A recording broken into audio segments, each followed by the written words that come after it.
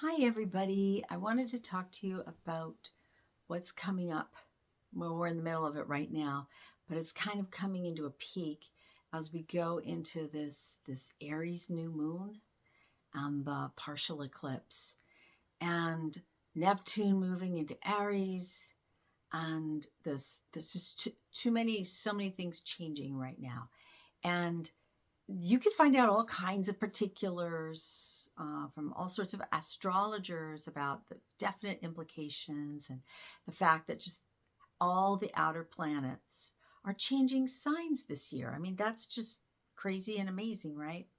So, what I wanted to talk to you about more was how to handle it, okay? Because no matter what your sign is, what's in your chart, what you where you are in life, if you are empathic, if you are a healer, if you're someone who has a lot of psychic ability, you especially are feeling this like the rumble of thunder before the thunder actually erupts.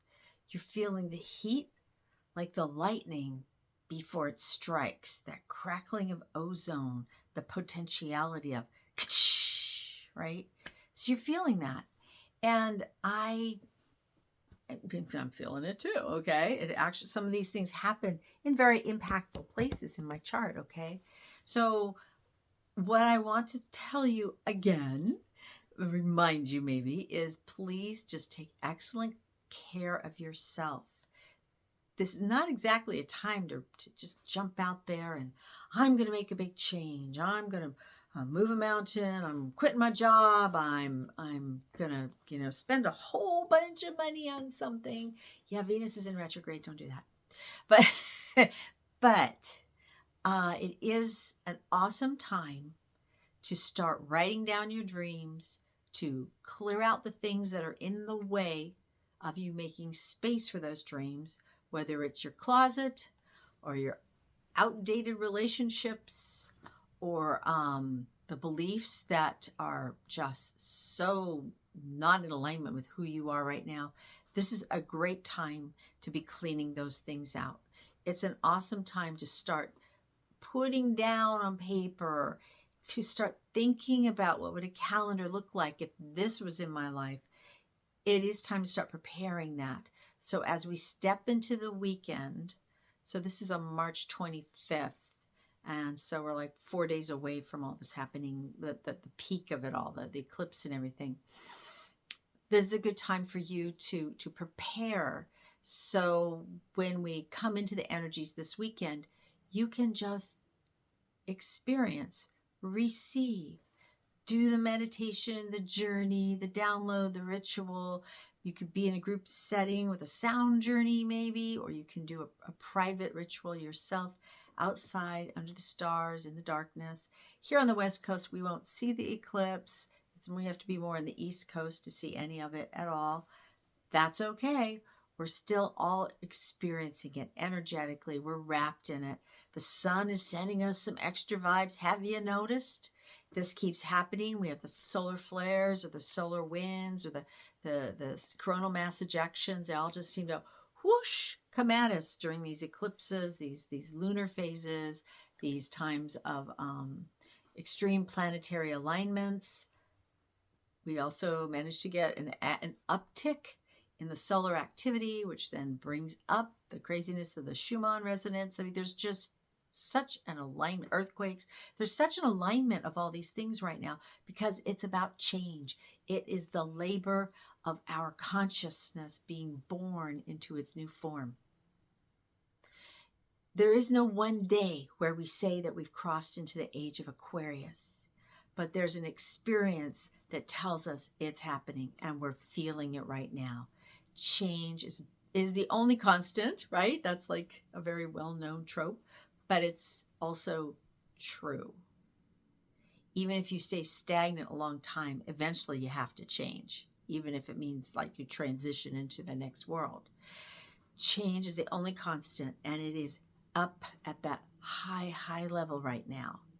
So don't fight the tide, don't swim in trying to escape the rip current. Parallel the shore.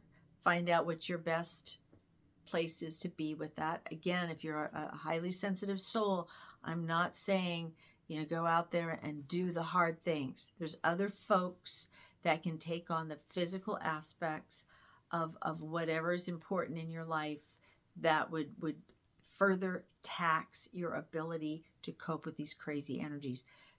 You need to be strong in your core, in your center, in yourself. Get the healing work you need. Remember your relationships. Go back to the basics. Remember your relationships with your guides or your guardian angels or whatever your personal practices are, and double down, triple down on them. This wave hasn't crested yet. We haven't reached the big peak. And even when we do peak, there's more. There are more waves afterwards. So this is the time to really fortify yourself. All right. I'd love for everybody to have a great experience of this new moon. But you can be sure that just as there will be a great opportunity for receiving and asking for healing and change, there will also be the other side, the shadow side of that. The dark places you visit when you're on some types of plant medicine journeys or whatever, where you face your death. That is part of it.